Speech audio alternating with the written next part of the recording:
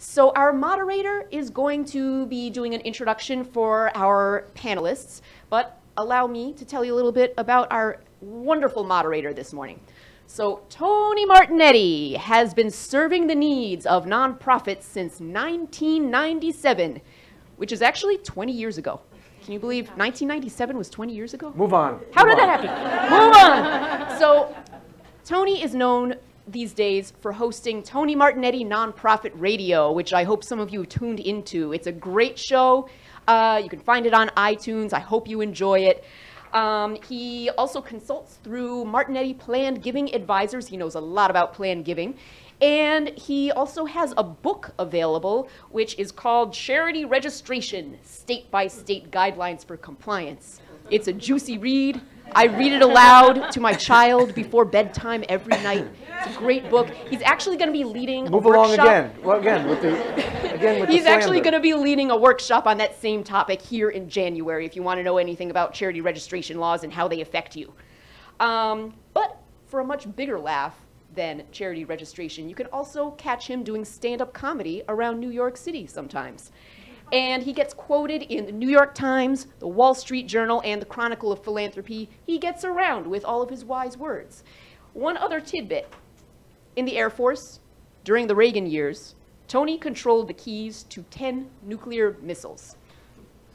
Off-duty, those keys started his Toyota. Please join me in welcoming our fantastic moderator today, Tony Martignetti.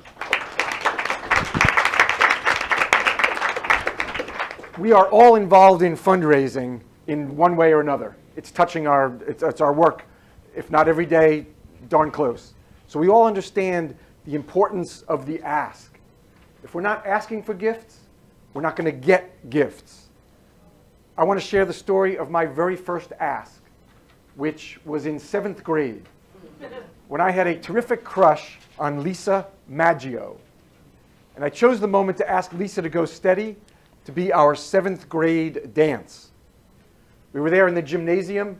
Remember that high gloss varnish on the floor poisoning everybody? I was in my powder blue leisure suit with the contrasting thread on the lapels. My shirt was a fine Kiana polyester. My shoes, blue plastic from Buster Brown. If there had been a fire, I wouldn't have burned. I would just smoke and melt. I saved my last dance for Lisa. Lisa saved her last dance for Albert Moran. I had the pain of watching that spectacle. When it was over, I went into the middle of the gymnasium floor. I got so close, I put my hands on Lisa's shoulders, and I asked her, Lisa, would you go steady with me? With all her 7th grade charm and sweetness, she said, you are standing on my dress. Years later, Albert and Lisa married. Then, sadly, they separated and divorced. I'm an attorney, and I handled that divorce. I handled it for Albert, and Lisa has been paying the price ever since.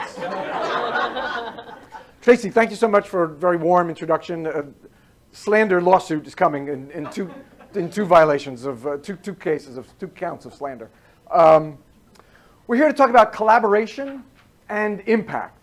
Collaborate and impact. And our panel today is going to focus on the collaboration. We're going to be talking about the relationship building of collaboration, that aspect of collaboration between nonprofits and the funders. All right, most of you are in nonprofits, potential grantees, and most of our panel are the funders. So I have, maybe admonished is too strong a word, but I have urged them to keep their advice, relevant for potential grantees. How can each of you in your nonprofits collaborate, build relationships with potential funders? And even when you get a no from a funder, what can you do after that? Our concern is that this is perceived as too transactional. It shouldn't be transactional. Your relationship with potential grantors, potential funders, can be parallel to the work that you do in individual fundraising, in each of your individual programs. Because funders are made up, institutions are made up of people. And we know people fund what they believe in. So how can you build the relationship, keep the relationship strong, even in the face of a rejection, and thereby collaborate with your potential funders, which hopefully will become your funders. So what was the purpose of that whole story about the ask? Our purpose here today is to help you make your asks to potential funders more strategic, more thoughtful, more relationship-based. So that's our mandate for our session, and it's my real pleasure to introduce our winning panel.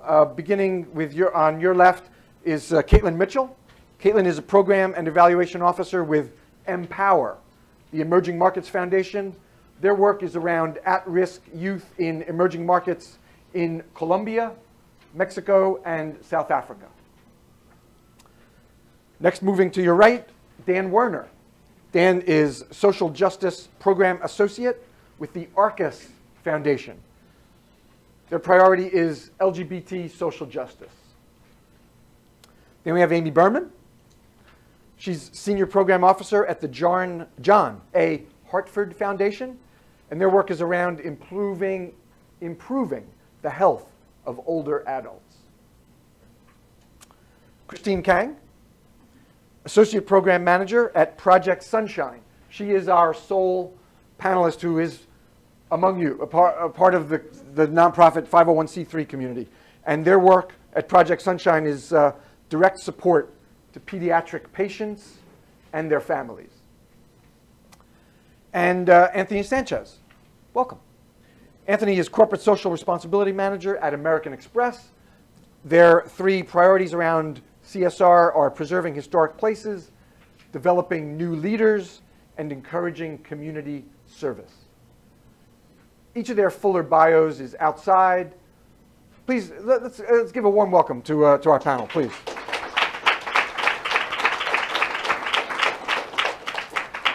Now, important to know about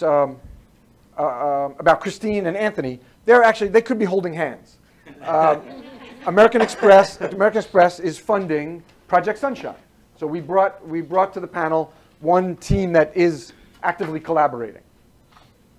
All right, so keeping with what I said is our purpose today, we're going to talk about relationship building.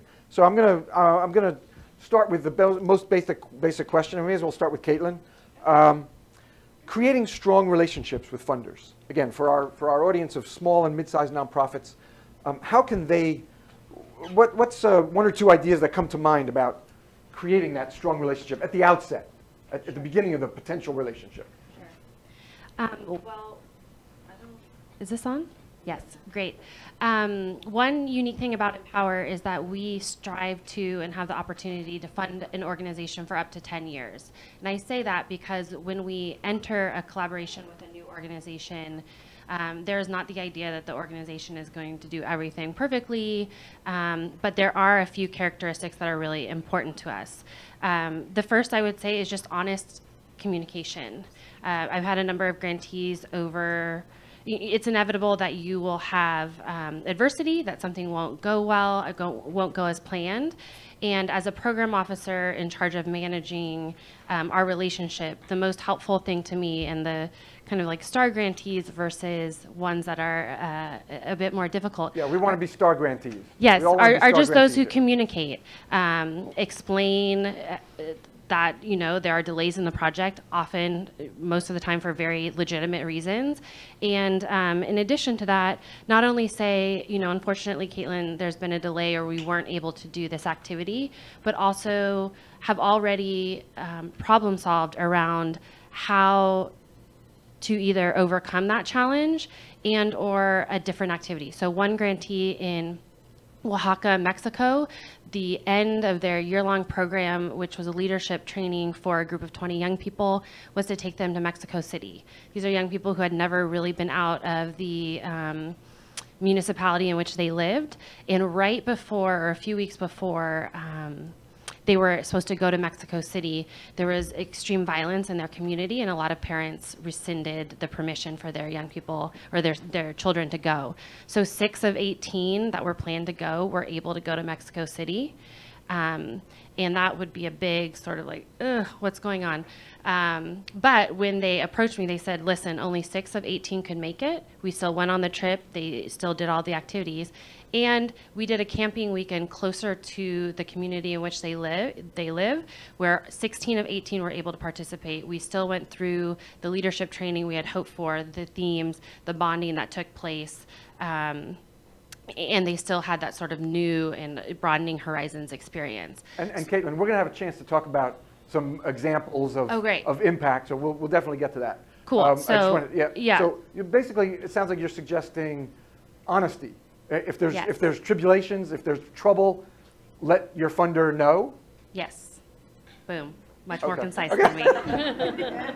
I have to. Nonprofit radio. I host the podcast. We got to keep it to an hour, so we're concise. Dan, what aside from being honest about potential problems, adversity, what else can we do? Again, try to look at the outset.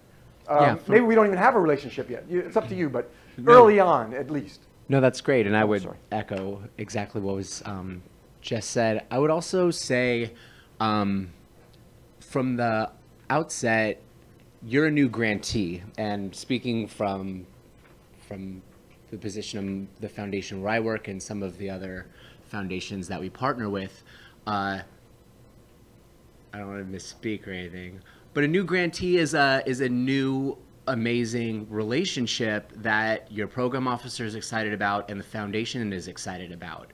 Another dynamic within foundations is to not overbear or helicopter in and try to add too much burden onto the grantee, because we know that your work is paramount, and we don't want to sit there and constantly be asking for updates, because we know that you'll probably be sending that in a report.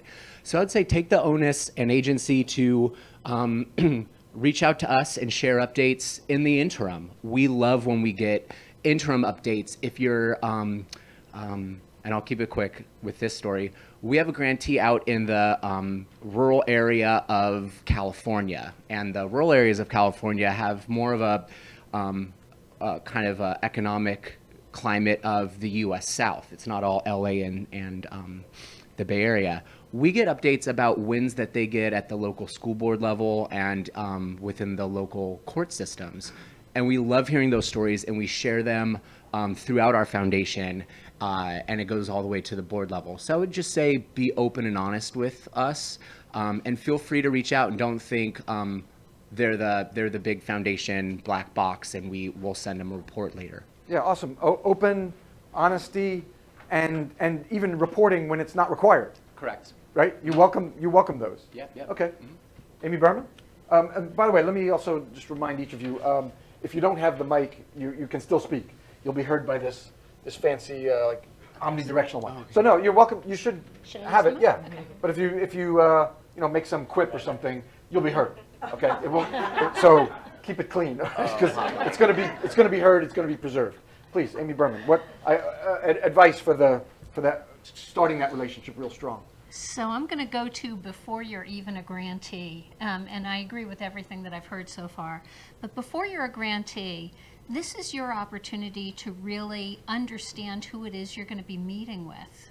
And you should be meeting with the foundation that you want to get to know, or go to an event where you know that they're going to be. And you should know enough about, number one, their mission, the kind of grants that they do, because when you talk about the work that you want to do, it has to fit within the strategy of that foundation. But I'll tell you, even more than that, you need to look at the language on that website. So, you've heard some hints here. You've heard, words like workforce or words like social justice. Use those words in describing what you do. If your work relates to that area, convey what you do and what your interests are within that kind of language and context, that will make it easier for you and the person that you're meeting with, sometimes for the first time, to see where the fit is. Now, maybe the person is going to get where the fit is without you having done your homework, but it's your job to really make that fit apparent. So doing your homework in advance is really helpful. And one thing that I would suggest, the first time that you meet with the foundation, don't pitch an idea. Because that one idea may be the thing that is not within what they can do. Let them get to know you and the range of things that you do. That will be the best entry. And one of the biggest mistakes that people make is they come in with a very specific pitch.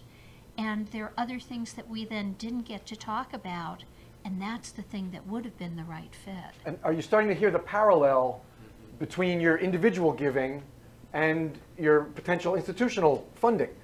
Who goes into a meeting, first meeting with a potential donor and solicits them? It just doesn't happen. You have to get to know them. So Amy's advising, not only do your research, but very well, your first meeting ought not be the pitch. And again, parallel with your, similar to the work you're doing in individual fundraising. It's kind of like asking somebody to marry you on the first date. Yeah, we wouldn't do that either. That really is what we're talking about. That's where I'm going wrong. I realize it. Now I see. Thank you. It took me 55 years to hear that advice. All right, Christine, please. So for our relationship with American Express and then other relationships, what we've learned is, and I think why we've been so successful, is that as a nonprofit, we try really hard to understand the funder. So, and previously I actually was at a foundation, so I kind of have both lenses too, but it's exciting to have the two perspectives.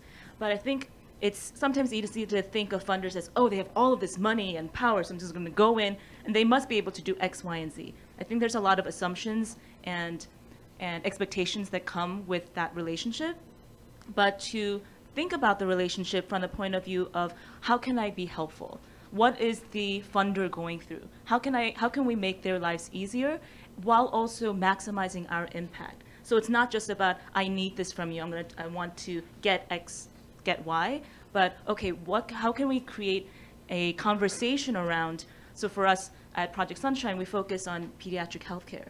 So we always start with the child in mind, but we can't do the work we are doing without our amazing partners, our funders, our corporate partners. And so while making sure that they understand our mission and the work we're doing, to ask them, okay, so then how can we make your life easier? So I think starting from that.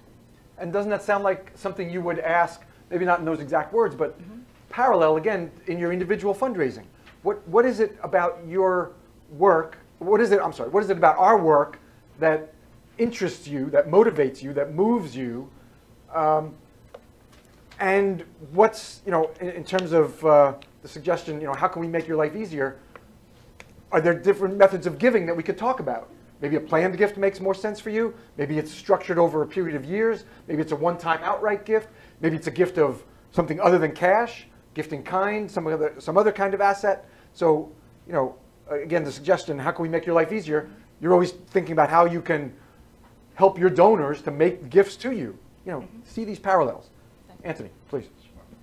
So just to add to what Christine said, I think it's important to set expectations, right? So on the corporate side, most CSR teams in a corporation is probably a group of 6 to 8 people. At American Express, it's a team of 10, and we're basically responsible for engaging over 50,000 employees. So it's hard to do that, right? So we look for partners who can help us. We can help them with their objectives and to, help with their mission. But on the other hand, we also expect them to engage our volunteers, right? So setting that expectation is important because it's a win-win situation. So we're helping the nonprofit achieve their goals, but we're also engaging our volunteers. So I think setting an expectation up front is super helpful. And your collaboration involves a lot of volunteer work, a lot of service work by American Express employees. We're going to get to that. That grants aren't only in the form of money by any means. Let's open it up now. We're going to come to questions periodically through our time together. How about questions on this initial round of, please, ma'am. And I think, yes. So, wait, before you start, we have a mic that Tracy's going to bring. Okay, please. What's your biggest pet peeve with new funders? Or new grantees? New grantees. Rather, yeah. Biggest pet peeve. Okay, well, I thought we're gonna get to that when we don't do this. Okay, it's coming. Don't make these mistakes. We're gonna get to that. Please, ma'am.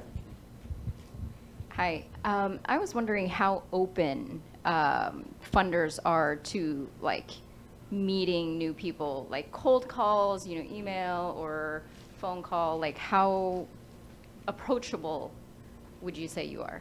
How open to new relationships? That's perfect. This is exactly what we're talking about. We're at the beginning phases of the relationship. How open are you to inquiries? Sounds like everybody has something to say. Amy, go ahead. The mic is near you. Sure. So take the mic, Amy. Oh, yeah. thank you. It's really important. That's a big part of my job. Yeah, I'm constantly meeting people. My area is around aging. It's around care of older adults. So I am on the road as a national funder. I'm on the road probably almost every week. I am going and meeting with people. They have very easy access to me. If people are committing their life toward doing this work, I'm committing my life toward them because my foundation's mission is to do this as well. All right. So I'm completely accessible. Dan, go ahead. Yeah, I would say that in our experience, we are one of the largest LGBT funders. So we get a lot of requests from U.S.-based, we're a global funder as well, but from U.S.-based organizations, and we similarly only have a team of 6 or so we just don't have the bandwidth. And one of the things I hate about my job is knowing that me and my team really don't have the bandwidth, even though we have an open initial funding concept submission, so anyone can send them in. We all do look at them, but we don't have the bandwidth to have that special touch and tell people, oh, but this local foundation in Seattle area is doing X, Y, Z. So I would say just keep at people, find out where those funders in those spaces go. When we attend conferences and other things, you catch people in a different mindset. They're not running to meetings, they're not doing their grant write-up. So I would say catching people in different spaces as opposed to the cold call is one avenue you could employ. Okay. And I would just say as both a do and a don't is because in Power we are open to hearing from prospective organizations, but do your homework ahead of time and make sure, so Empower supports work in 15 emerging market countries. We say that on our website, we list the countries. Make sure it's a country that you work in is one that we support. We support work with at-risk youth ages 10 to 24. If you're working with the elderly or with children, we are not the right organization. So in general, as Dan was saying, we try to respect our grantees' time, and hopefully the idea would be that then soliciting organizations or our grantee partners will also do their part to respect our time. Anthony, how about you for that initial? I would totally agree with that. Obviously, like I mentioned before, it's very hard to, answer every email, answer every inquiry. So doing research, I think our website is really good at providing, as Tony mentioned, we support 3 different pillars, but it's a good place to start because it provides a list of sample projects that we've supported. There's also an eligibility quiz. So going back to what Kate said, it helps you figure out whether it would be a good match or not, because through that eligibility quiz, if you were to select, you're in a place like Arkansas where we don't have a large employee base, that probably wouldn't be a match, because we like to support organizations in specific regions, especially, you know, where we have a large employee headcount and you know, our biggest market. So doing research is super important. Yeah, so you've heard this a couple of times now. So what do we do on the individual side? It's called prospect research.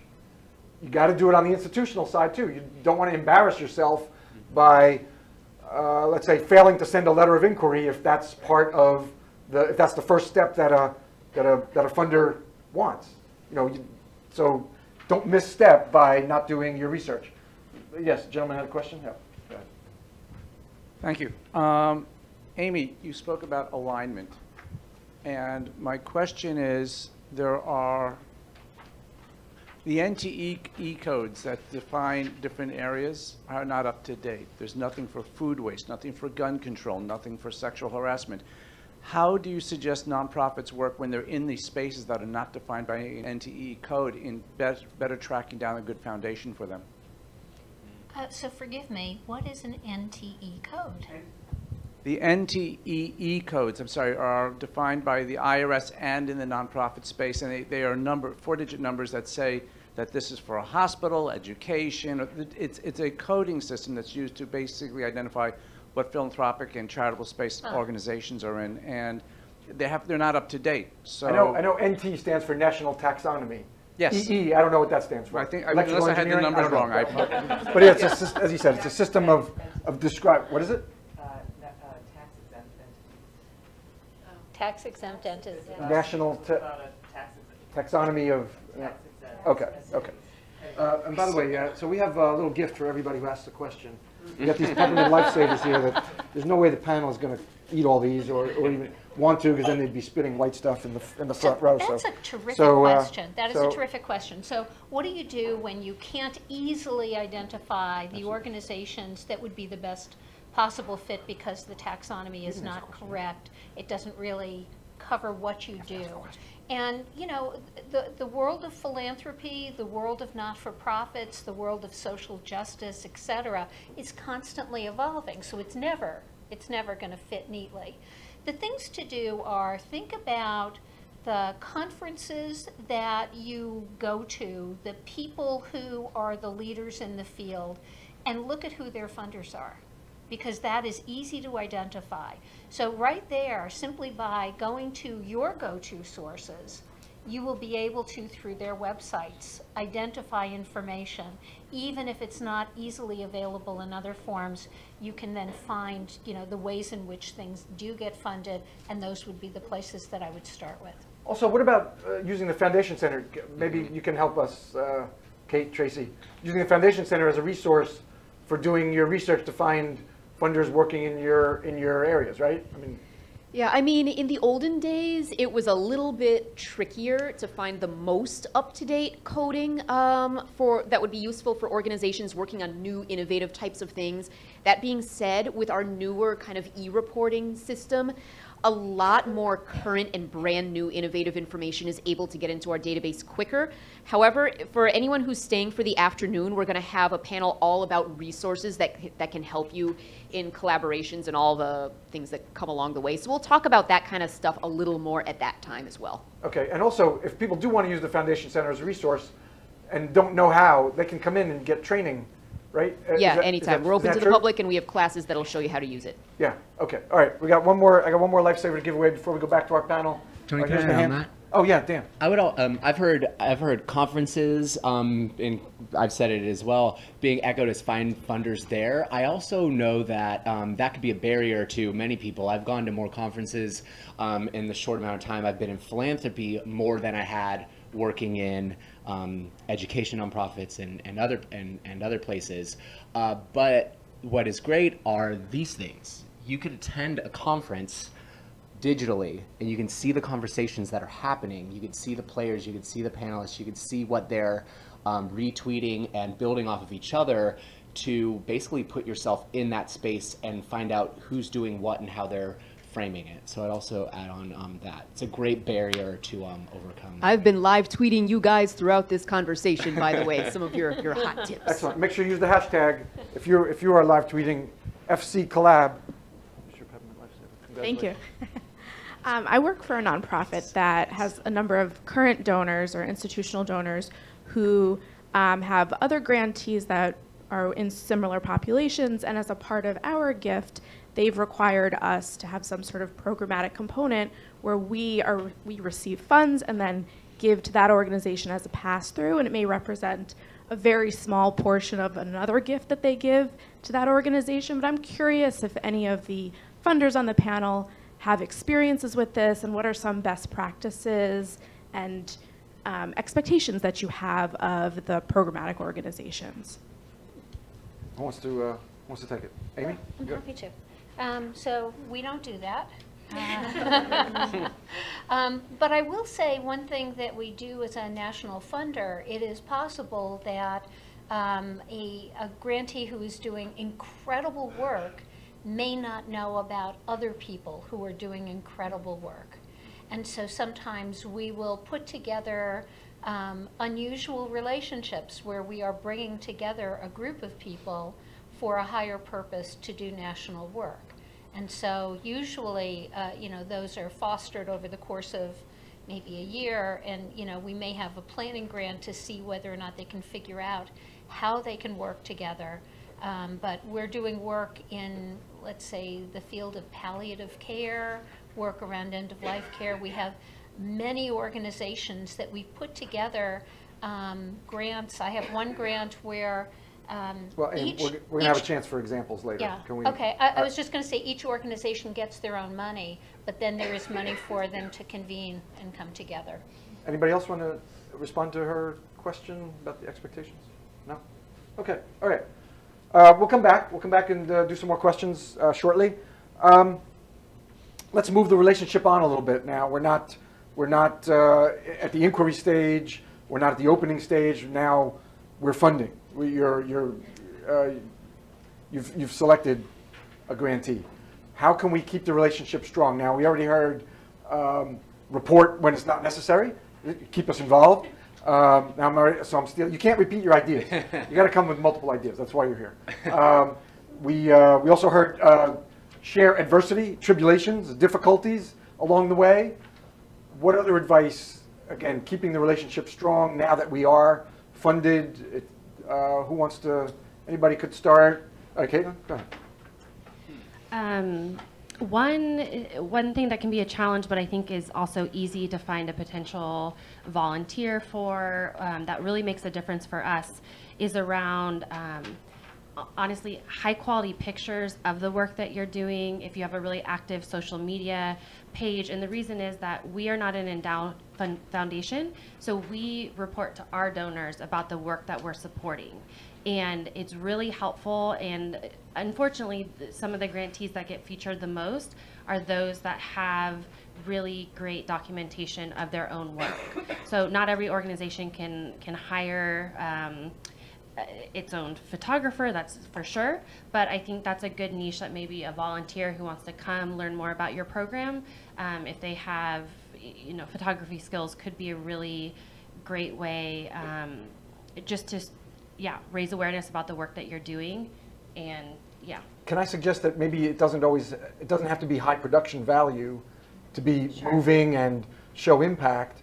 I've seen cases where people who are benefiting from the organization's work do selfie videos, and with some really simple editing tools, that can be really compelling. So they might go on for 12 minutes or so. That's too long, but I guess the point is it doesn't have to be high production value necessarily to convey impact. So all right, so use your social media. Obviously, we all know how important video is, how compelling that can be. Storytelling through pictures as well. Let them know what the work is that they're paying for. Please, Dan. You want to pass? No. Okay. And I'll keep it quick. It might sound very simple, but I know when I was in very early in my career, a nonprofit that didn't have much of a development office capacity, but now I know, being on the other end, how important. Make sure your funders are on your email list. So when you send out everything about programmatic aspects or big announcements, that all of your funders are getting those updates. That way you can focus on your work, and that way the funders are also updated. Follow them on Twitter. Follow your funders on Twitter. I mean, it sounds basic, but it might get overlooked. Yeah. Facebook, fan their Facebook page, et cetera, et cetera. Connect in ways other than what their requirements are for quarterly or semi-annual reporting or something. Connect beyond that. Again, relationship building, right? You're doing it on the individual side. You, do it on the institutional side as well. You got something, Amy? Yeah, I would also. My wife's name is Amy, so you suffer. I don't know if you like AIM. I'm sorry if I like apologize. AIM too. Okay. So the other thing is about your expectation for us, and it's important that you have an expectation for us. There are people, there are foundations that everything kind of goes into a black box. When I'm developing a proposal, I actually work with the grantee on the development of that proposal. So I'll edit it. It's not a black box. It's an intentional act. So once we've decided we're going forward, it is a very intentional act. But once you have the grant, the other thing is to consider me as a part of the team. So include us in convenings, invite us. We may or may not be able to go, but we also have the ability to write and speak. I've given congressional testimony on behalf of grantees. We can provide you with more than just grant support. We can actually provide you with elbow grease. We can be helpful to you. We can even bring other funders to the table. So the more you engage with us as a grantee, the more helpful I can be for you. Excellent examples. Excellent. Thank you. Caitlin, you want to add? Sure. And I don't know if so okay. I know we've been talking about social media and videos and high-tech stuff. So one of the things, though, that's very helpful, I think, and I don't know if old-fashioned, is just to meet in person.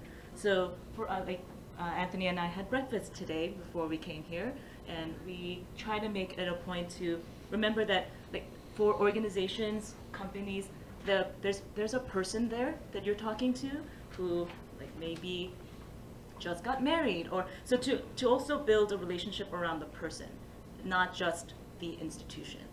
So I think that's one piece. I said earlier, institutions are made up of people. I mean, how plainer can we make the comparisons to your individual fundraising program?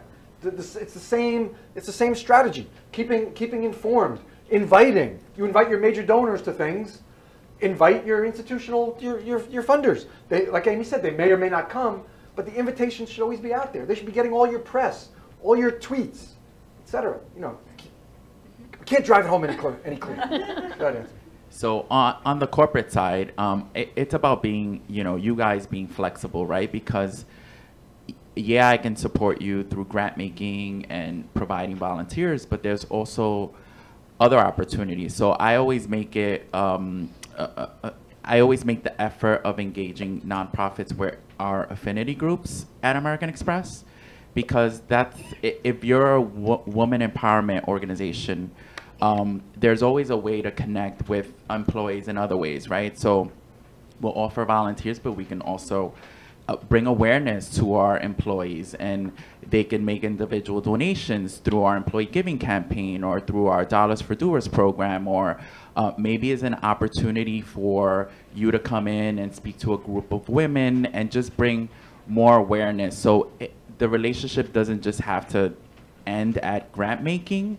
We're always big at expanding that relationship and helping you as much as we can.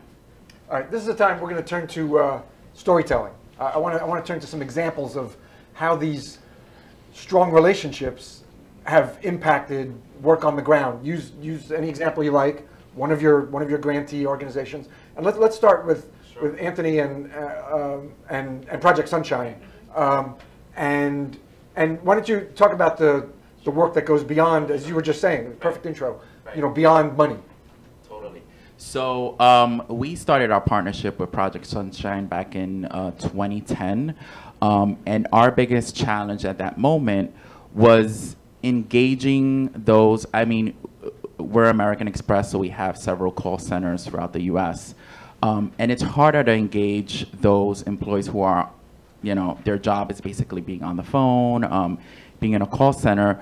So we were looking for ways to engage these volunteers, because let's be honest, most employees want to go out and volunteer, but the challenge is finding the time, right? So not every employee has the luxury of going to a park and planting a tree for 4 or 5 hours.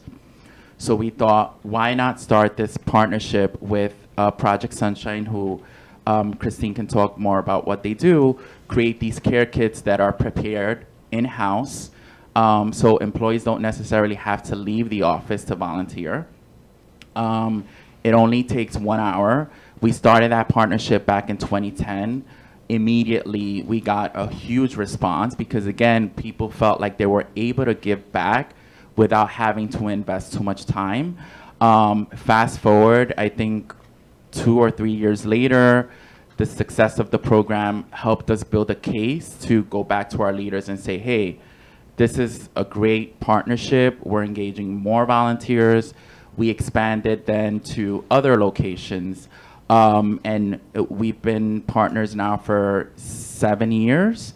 And we've engaged over 7,000 employees in the last couple of years. And we're now internationally. Last year, we started a partnership with Project Sunshine. So it's finding ways of thinking of all your employee population, right? So those who don't have the flexibility, and I think that's what works well, that Project Sunshine heard the challenge that we were having, and they did a great job at finding a solution for us.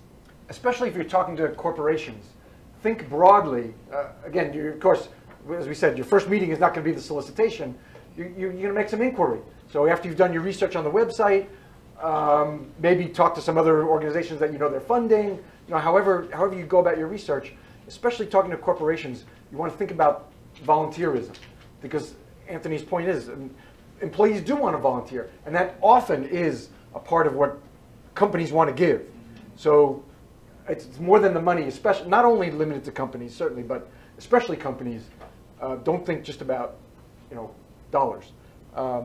Okay, so your work is pediatric patients, yes, supporting them and their families. And their how families. Are these sick kids and their families benefiting from this? Exactly. Great question. So the healthcare landscape is constantly changing, and oftentimes the child, the patient, their stressed and terrified parents, their siblings kind of get missed. And so what we do is mobilize volunteers to really provide and come around the child, the parent, the family, and to treat them the way that if we were the child, the parent, or the sibling, we would want to be treated. And so we do a number of different programs. We provide in-hospital-based parties, bringing the joy of childhood into the hospital setting, so letting kids be kids. So we do, that's one part. The part that we work with American Express and a lot of our corporate volunteers with is our Sending Sunshine program. So the Sending Sunshine program really was designed kind of with, American Express was a big part of that. It's office-based volunteering. So corporate volunteers in their own offices get to assemble these craft kits. So that's like a standalone craft bag that we send to over 300 hospitals and medical facilities. So that if you can imagine if you're a child and you just, broke a leg, you're in the emergency room, you're gonna be there for 4 hours, and you have a lot of stressed out doctors, child life specialists. They're able to grab these and give them to a child to decrease their anxiety, to decrease their even boredom, to the sibling who may be with them, and the caregiver has a moment to breathe. So that's one of the activities. We also create these things called surgery dolls, which are medical play dolls. And there's research behind them about using these dolls to help empower children to understand the treatment that they'll be going through. And when I first joined Project Sunshine, I was like, does this really make a difference? And the overwhelming answer from our partners is yes. We have a wait list, and so clearly there's a need there. And that the need on the hospital side for these children and families, that it aligns so well with our corporate partners. I think it's amazing, this win-win that Anthony was talking about. Excellent. So I think with the last time we checked, over 45,000 children and families received these craft kits or surgery dolls that American Express employees put together. And one recently was around the hurricanes. So we had sent, American Express has a South Florida regional area, and so we had made a bunch of craft kits, sent them to hospitals affected by the hurricane. And we received this amazing quote phone call from a child life specialist who said, "You saved our lives." So basically, American Express volunteers saved our lives because we received, I think, something like an influx of 150 children families who were clearly distraught and stressed, and the first thing they did was grab as many of these yellow Project Sunshine bags that our volunteers put together as they could, and went from chaos to calm, and these were her words, chaos to calm immediately. Yeah. Christine, how did you convey that message to American Express so that they would feel the impact of their work? So we did have a phone call with Anthony, and we do try to, so we have a great development team that does a lot of social media, and we try to provide photos, reporting, all of the things that we had talked about on this panel, so that we can make sure that our corporate partners feel that. Yeah, so we did, for that specific one, we were on the phone, so I was able to. And then Anthony, you fed it back to the actual employees who actually were in their offices doing this assembly. It's such a satisfaction, right, on our employees and those who volunteer, because you see the immediate impact, right? So it's not like going to like a community center and painting a wall blue, right? There's really not much impact that you see there. Yeah, you painted a wall, but with these care kits, you know, if 100 volunteers create 1,000 kits, you know that they're going to get to 1,000 kids who need them. So every time I post the Project Sunshine project on our intranet site, it sells out in a matter of like 5 minutes. Like I'll get flooded with emails because, again, it's a good way for employees to just donate an hour of their time and see the immediate impact that these kids have. I can tell Caitlin is burning to add something. So we'll come back. Go ahead.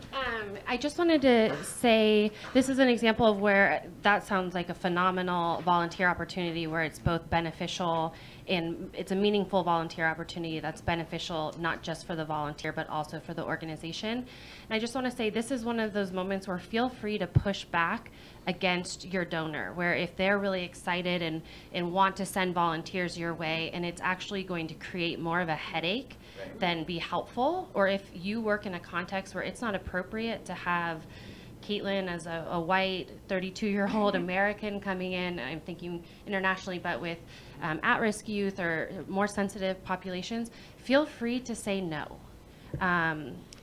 Because all too often, I think organizations, especially if it's a donor asking, feel required to take on those volunteers, and sometimes it's more trouble than it's worth. Okay. Yeah. I was trying to think of a story that wouldn't repeat some of the themes that we've already heard, and I am reminded of a grantee partner of ours that it was actually the same grantee that I mentioned working in the rural areas of California.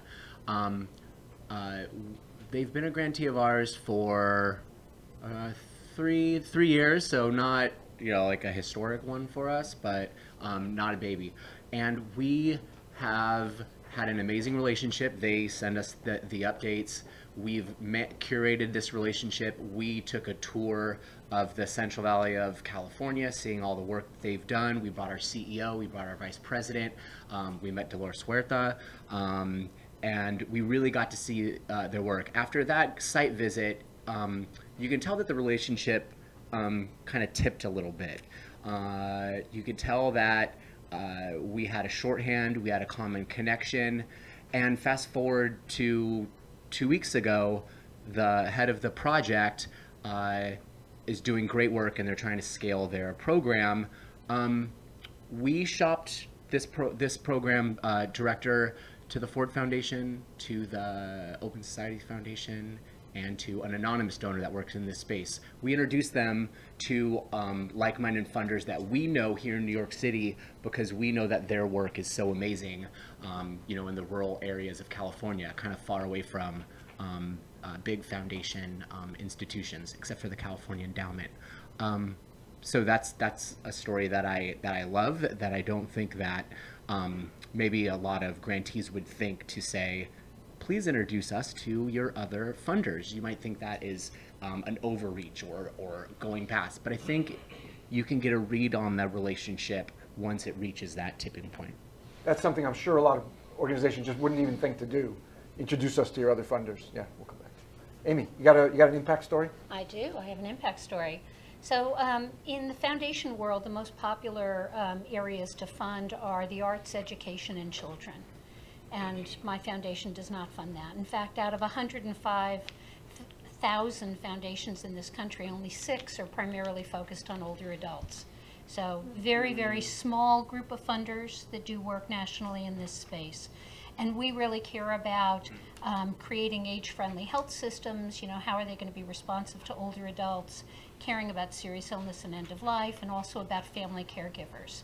So one of the grants is here in New York City. It's the Center to Advance Palliative Care. It trains people to provide care and make sure that they have advanced care planning, so that their goals are what the care is that they get at the end, that they relieve suffering, they make sure that people have the care that they need when they go through very serious illness, even when they're going to get better from serious illness, to help them get through that serious illness. And so the kinds of impact this work has had, today palliative care is in roughly 90% of hospitals nationally. That's huge. It only came to this country in the 1980s. We have been a long and sustained funder in this space. And we may be slow to warm, but we tend to be a longer and sustained funder around impact. The other thing was there were very few funders that were interested in this space. Does anybody remember the death panel conversations? Okay, well, thankfully we're not having a lot of those today, but there were very few funders that were doing focused work in this area. So I decided I was going to start having calls. This was not with the grantee. This was on behalf of the grantee. I wanted to create a safe learning space for foundations that might be thinking about this. They wanted to learn. And so what's happened with that, we now have a very large collaborative. People are more strategic. They know people that they want to fund. We fund together some things. We fund next to each other in other things. This past year, about $80 million in new funding was in this space. And this is on behalf of the grantee. The grantee could not have had those calls, but it was necessary to begin to bring people into the space.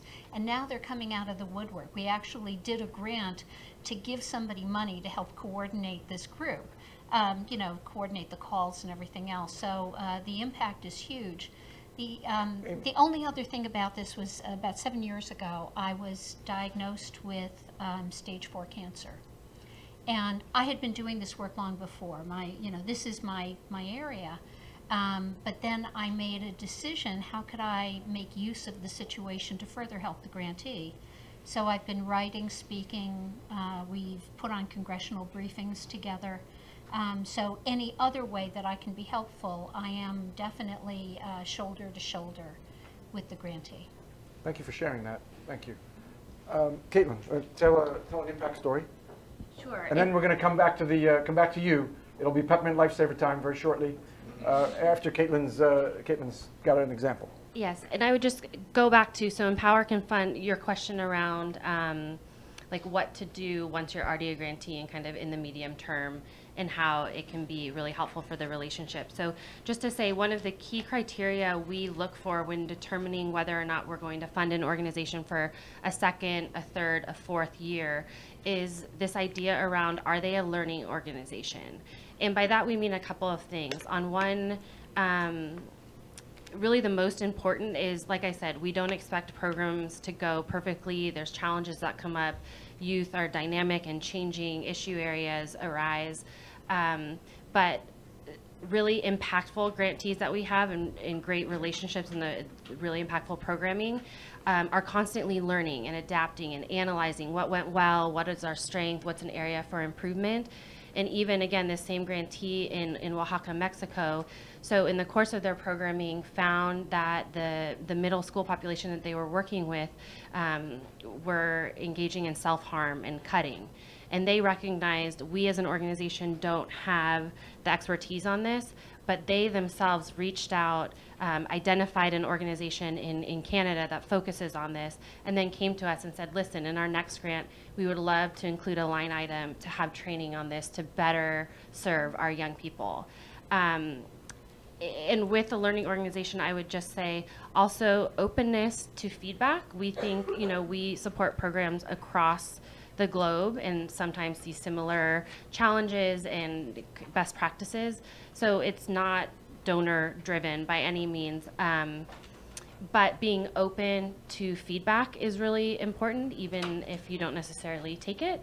And then also with this learning organization comes, which sounds silly, but playing well with others. So we often ask grantee organizations what other organizations are doing great work in their field, and it's a red flag for us if they come back and say no one else is doing it as well as we are, which has happened. And so I would say being a learning organization, playing well, collaborating with other service providers is something that we look for, and provides greater impact. A question occurs to me based on what you and Amy were saying, especially.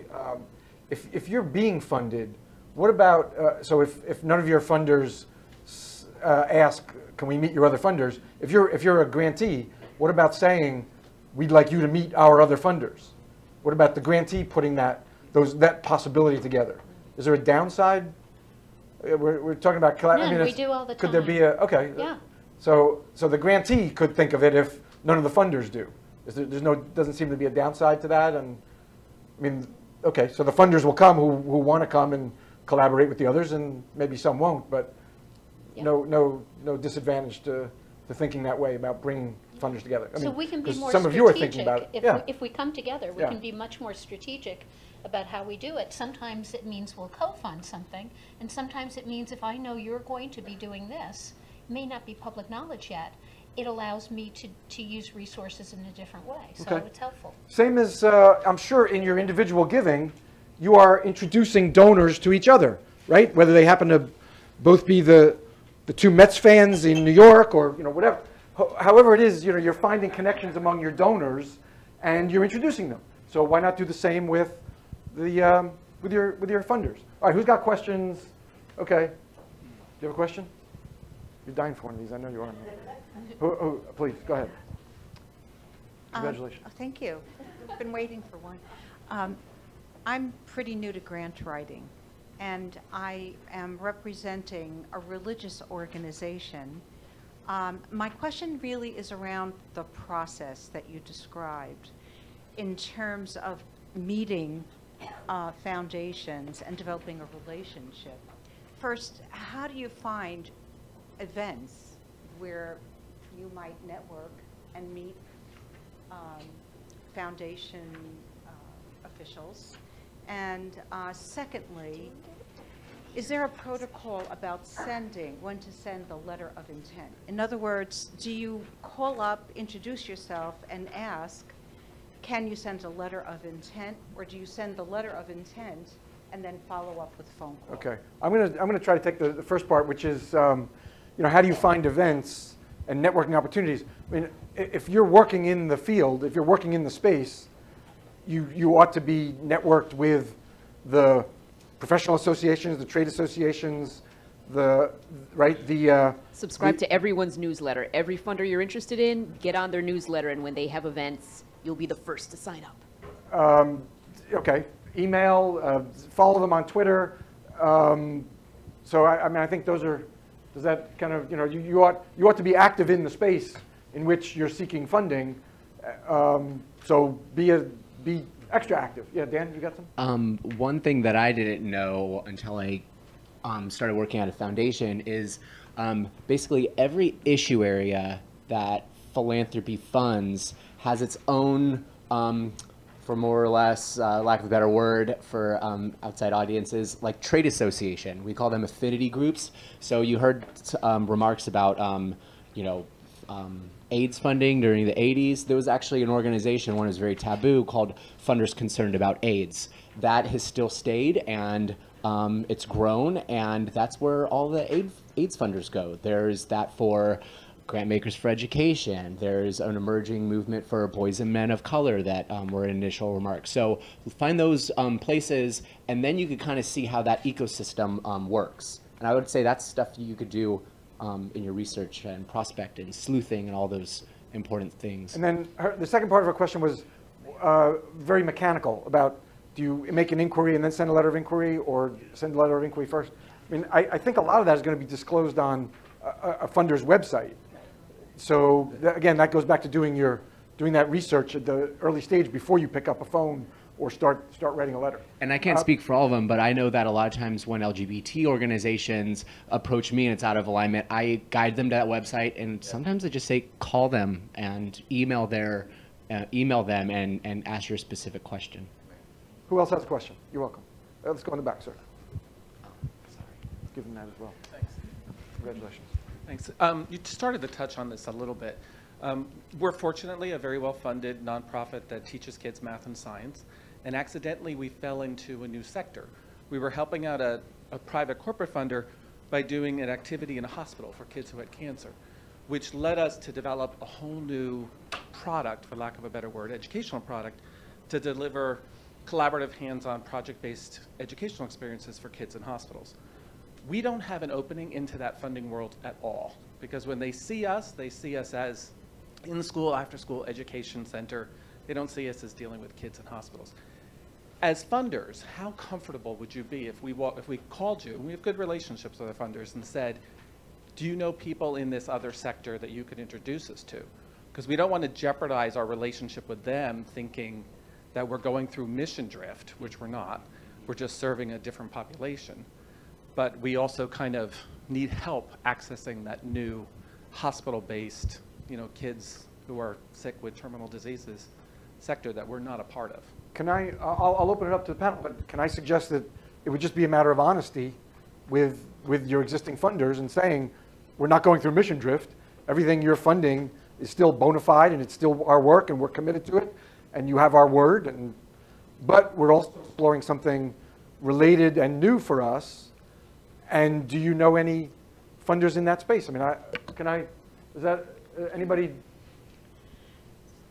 So one thing that I might suggest to you, and this is going rogue, you might consider thinking about. And you seem like the least person on the panel who would go rogue. I'm always going rogue. You might think about a grantee that you are already working with in the schools, and think about what their role may be to pilot work in the hospital. So you may actually, with an existing grant, kind of build a subcontract to think about this other work with an existing funder as a way to see that, children have to be educated in all spaces, and you may build it into an existing grant. And then once you get some early outcomes, then you may want to go seek other funders, who are working in the healthcare space. And yes, I think it's absolutely fine to think about introducing, getting introduced, but also to engage them in the work as you're developing it. How about another question? Okay, let's take one here. Absolutely. So you mentioned the importance of being a learning organization and responsive to need, and understanding and being communicative about when things don't go exactly as you expected. I'm wondering if you could speak to the role of having clarity about your intended outcomes and being able to speak to those results, both in the process of building a new relationship and then also sustaining it. And I guess being honest when things don't go exactly right, but the outcomes in particular, the changes and benefits. So things do go wrong, and I'm in complete agreement. You want to have very open communication. Upfront in a grant, we have measurable outcomes, and I would ask that a grantee put in outcomes that they do believe they're going to be able to achieve. I realize that, you may want to put in a stretch outcome, but I'd rather that you put in what you really do believe you're going to be able to achieve and then overachieve. That to me is, the optics of it sets the grantee up for a better future. But I have a grantee that as soon as they started on this particular grant, the executive director resigned, got a better job offer, left. And that then they had to recruit into the position. It changed the outcomes. So what I did was I went back and I said, before we do the evaluation of the grant, I want you to rejigger what your outcomes are. For this period of time, you were doing this kind of work. So you now tell me, what are the new deliverables that I should be measuring you against? I am part of trying to set the grantee up for success. I am part of making sure that we are open, honest, and that we relook. You can't expect the same outcome when either the environment changes or a critical person leaves or some other bad thing happens. We then should be rejiggering what those outcomes are. Anybody else want to talk about managing expectations? Exactly what you said. It's really about setting realistic expectations, right? And like Caitlin said before, just because we want to engage volunteers doesn't mean that you have to set a really high bar for yourself, especially if it's a new partnership. We'd rather you set, goals that you're confident you'll be able to achieve, even if you exceed those goals. And to be honest, if you exceed those goals, it helps us build a case for the continued partnership, right? So to say, this organization over-exceeded their goals, and that's why we should continue a partnership. So I think it's very important to set realistic goals. And just because I tell you I want to engage 1,000 employees, if you feel like you can't do that for us, be honest. I mean, we'll figure out a way to continue the partnership, but we'd rather you be realistic than just set a goal that you won't be able to achieve. Caitlin's got something. And I would even add further to that, ultimately, outcomes and the development of proposed results should be for your organization. So one thing that we're working on at Empower right now is, yes, developing outcomes, developing indicators and proposed results with grantees and meaningful instruments to measure those changes. And I think we're going to talk about it later, but we have how-to guides for our organizations in English and Spanish. Most of our grantees are between $200,000, $600,000 operating budgets, so they're not going to be able to do a rigorous, randomized control trial. So getting those measurements in place is part of the technical assistance capacity building, which I think we're going to touch on if there's time. But I just want to say that, ultimately, the results and monitoring and evaluation that you do should be instructive to your programming and should be first and foremost for your organization to determine, is our program effective? In what ways is it effective? What areas do we need to strengthen? So more than just a number, because it's very easy to fill in the number that the donor or funder wants, is really the meaning behind it, and it should be a process that's useful for you. And again, if this is an area that I would say, and Empower is guilty of requiring too much time in this area, and it's something that we're striving to work on. But if donors are requiring too many indicators that aren't helpful, that are very time consuming for you, have that conversation. And again, feel free to push back and say, listen, this is not realistic. For our team of 5 that is implementing all this programming, this is too time consuming. And I think that's, I understand it's easier to say from my point of, my position, but I think it's valuable to have that conversation. And if you're not pushing back, then you're violating everything that everyone is saying. You're setting yourself up for failure, and that's going to disappoint your funder, and then it's going to hurt the relationship badly. So again, honesty.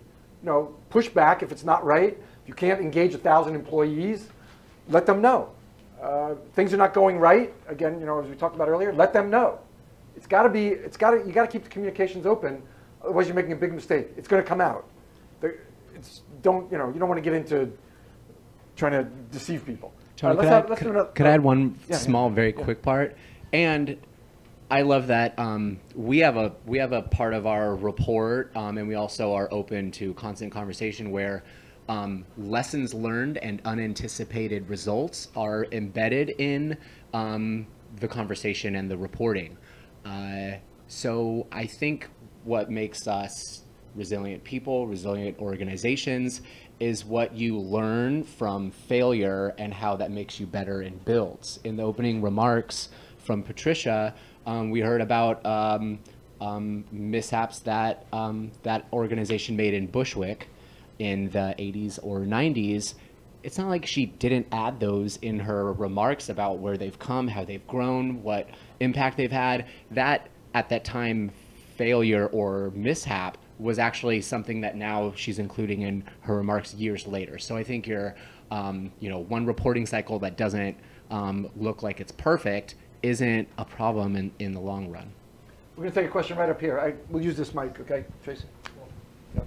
Thank you. Thank you. This is kind of a part B to the question that you just answered, but how do you approach deliverables or measurables that are more qualitative in nature than quantitative? And what's the best mode of setting that process up, and what are the outcomes you're hoping for? Qualitative over quantitative? Who wants to? So Amy? I'm happy to do this one. So it depends upon where you are in kind of a process of developing out concepts. So you may be learning what it is you need to do, and that may be a lot of qualitative information. The qualitative information essentially is the secret sauce by which we build all future work. So it is incredibly important. And the outcomes, as everybody else has said, really need to be tailored to what is the purpose of that grant. Some grants, you want an outcome, you want to know how lives have changed. Some grants, you want to know process measures. How many kits were created, because that is a proxy for how many children were made happier in their hospital experience and calmer in a crisis. But there are other kinds of grants where it really is going to be learning qualitatively and not necessarily quantified. When South Africa fell, they did something called scenario planning. They created 4 different visions of what the country could be. Oftentimes when countries would change government structure, they would superheat up. A lot of money would come in, and basically the country would build very rapidly, and then countries would fall apart. There was a lot of, and they called that scenario Icarus. And that became, out of the 4 different possible futures, that was the future that kind of guided South Africa. It still is taught in the school systems today. They think about, we want to do a slow and steady build instead of becoming Icarus. It guided the country. We're doing scenario planning around end of life. It's not going to be quantified. We're really trying to change the national conversation, and so that can't be quantitative. Okay. We're gonna move on because we were asked to go till go a little long, go till 11:40. Still okay, Tracy? 11:40. 11:40. Okay. So, and I do want to get to going beyond the money. Now, okay, Christine and Anthony, we know employee engagement. Anything you want to add beyond employee engagement? We'll start down here, and we only have about 10 minutes left, so brevity is essential. It's actually a little about employee engagement, but in a different way, right? So, of course, we love hands-on volunteering, but, what we've learned over the years is that, nonprofits can provide volunteer opportunities for us, painting walls, planting trees, but what we've discovered is that a lot of nonprofits need help from experienced volunteers, right? So we have great talent at American Express who's good at marketing, who's good at social media, who's good at HR. And we created this program called Serve Together Consulting, which is a pro bono volunteering program. So I say that because if you're ever in a position where, okay, yeah, I can provide X number of volunteer opportunities, but that's not really what we need, always feel free to have a conversation with your funder, because that's another way we can support you, right? So the program launched in 2012, and it's a 10-week program where if you have an issue, with your marketing strategy or your HR strategy. Just give examples of marketing, HR, opportunity analysis, updating your Facebook page to bring more IT, all that stuff. So think broadly about. Think broadly, yeah, and it's a really great way of using that expertise of our employees and volunteers to support you in that way. Okay. Awesome. I just wanted to add really quickly, because I think for our relationship, we've talked a lot about volunteerism. We do also get funding for all of that work, and one of the things that American Express does really well is that it's not just for their volunteers. For the American Express employees, embedded into that relationship is also support for our community volunteers, our college volunteers. So we have a funding relationship where it's not just, oh, what can I get out of you from my employees? Right. It's how can I partner with you to also serve the other volunteers that you're working with. So I think that's unique about American Express, and it's amazing that they understood that it's not just about them. I'm going to jump over to Caitlin, because I know Caitlin wants to talk about technical assistance. Yeah, just to continue what I was saying earlier. So Empower has the unique opportunity, because there are 10 years, hopefully, of partnership to help strengthen organizations, help them grow their capacity over the period of our funding relationship. And so what I was talking about is we've developed a number of tools and resources. There's one on fundraising on our website. Some of these are in the back, but one on fundraising, and then also a lot around monitoring and evaluation with the eye of what is realistic. We know what the gold standard would be. We know that monitoring and evaluation is required, but what is realistic, and what are different qualitative methods, quantitative methods, kind of how-to guides that are 2 to 3 pages that have been really helpful to some of our grantees. The other way that we provide technical assistance and capacity building is later on in our relationship, we have negotiated general support, which can, is unrestricted funding towards goals. But also within even the first initial years within our program support, we are always open to, if an organization says, listen, we know that we need to strengthen our girl-centered programming, would you be open to supporting this $1,000 line item to get a gender consultant in here to do a training for our organization? Absolutely. We love to be able to tell the story to our donors about how an organization is growing and professionalizing over time.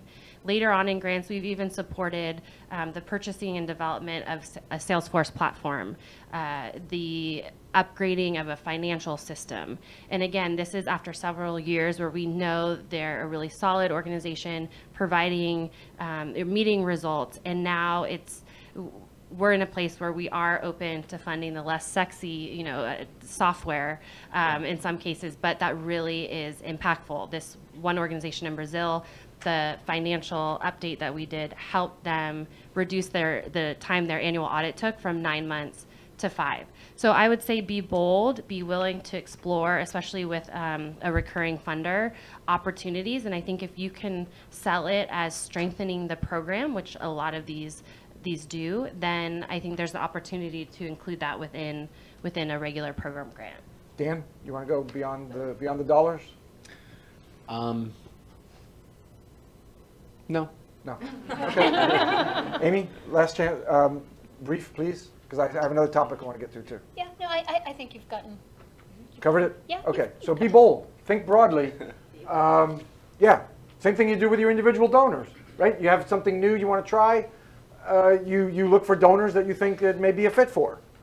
Same thing. Okay. What I want to get to is what to avoid. Don't do this. Okay. Now we just have like 7 minutes or so. You feel a tension, but we're going to cut it on time. It's not like tension. It's just it's time management. It's time management. Okay. What to avoid? We can start in the middle. Just a couple of sentences. Don't do this. Don't do this. Yeah, the worst thing that you can do is when you have an opportunity to get funding, to listen to the funder about what it is you should be funding. In other words, don't move from your mission. If it's not helpful to your mission and strategy, it's a disaster. Okay. So Okay. that's it. I'm going to just, I'll answer this from my previous foundation experience. One thing was, don't get angry when you get, when you get defunded. So there was, one of the things that was very difficult was for a funder is to not fund again. That's very hard, I think, I'm sure everyone here knows. And to have to send out a declination is also hard. To have that be met with anger and accusation, not great. Anthony? I would say don't go into your automatic pitch, right? Because we have objectives, you have objectives. So it goes just back to what we've been saying, doing research and not just assuming, oh, American Express is such a big company with so much money that we would necessarily support. I'm sure your mission is important, but it might be something that we're not, is not within our guidelines that we would support. So not just going into your pitch and assuming that we're gonna support it. Okay. Bam, don't do it. Miss deadlines. Miss deadlines. Yeah, don't miss deadlines. You can ask for an extension. Don't do it 11:59 the day of. But in my over 4 years in philanthropy, I know exactly those organizations that I think are going to fall through the cracks unless our team reminds them. And I feel like that's a perception issue. It happens with individuals. You all know that one person that made a bad impression in your family or at work, and that perception then permeates and then stays. So just have a schedule, have reminders, have your assistants remind you, whatever. But yeah, don't miss deadlines. Please, there's so many technical tools that can help you, do everything from wake up to know when to go to sleep, everything in between. So, use the apps, use the tools we have.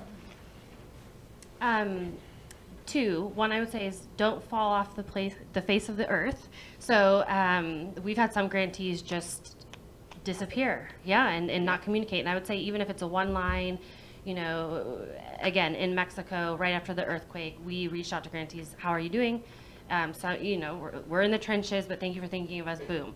Or, where is your report? I'm sorry, there have been delays. Just keep the communication open. And I would say with all of these things, because funders talk, and it's not like, we're sitting here, whatever, but you ask questions, especially if you're having challenges.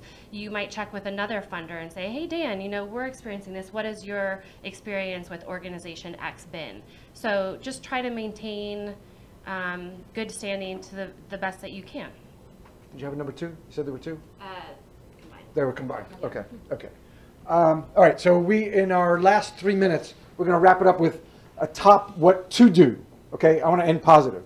So you get like 2 sentences, even if it's something we've already talked about. If you want to reinforce something, your number one top, do this.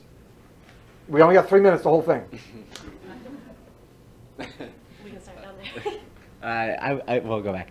I would say if this is about collaboration and knowing us and relationships, tell your story.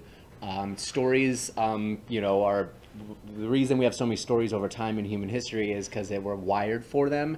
It builds our connection, our humanity, and our empathy for each other. So tell a story above Excel sheet of statistics. Okay. And with that, I would just say, I think a lot of us wish we were actually implementing the work, right? So share the results, share what's going on, just like you're saying, especially if it's a particular program that we're supporting has been impactful. We live vicariously through you. So always happy to see pictures and hear from you. Got any? Top tip? Top tip is to collaborate. And that's a two-way street. So develop that relationship. It's real. I would just say save some time to get to know your partner on a personal level. I don't mean like going each other's like birthdays or dinners, but just taking the time to know about them, about their life, and we're all in it together, the greater good. So, I mean, Christine and I have a great relationship. Like she said, we met for breakfast this morning and just catched up on a personal level, and then got into business. So, taking time to like really show, you know, that you care. Show interest, yeah. Christine? To highlight how connected we are, I was actually just going to say that. So do care about your funders.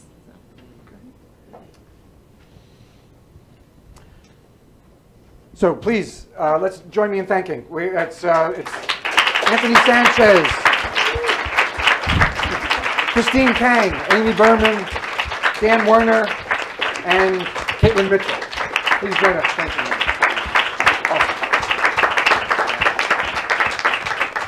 I hope you see all the connections between your individual fundraising and your new institutional fundraising, newly invigorated institutional fundraising program. There's networking coming up, which I'm sure, so Kate is going to explain.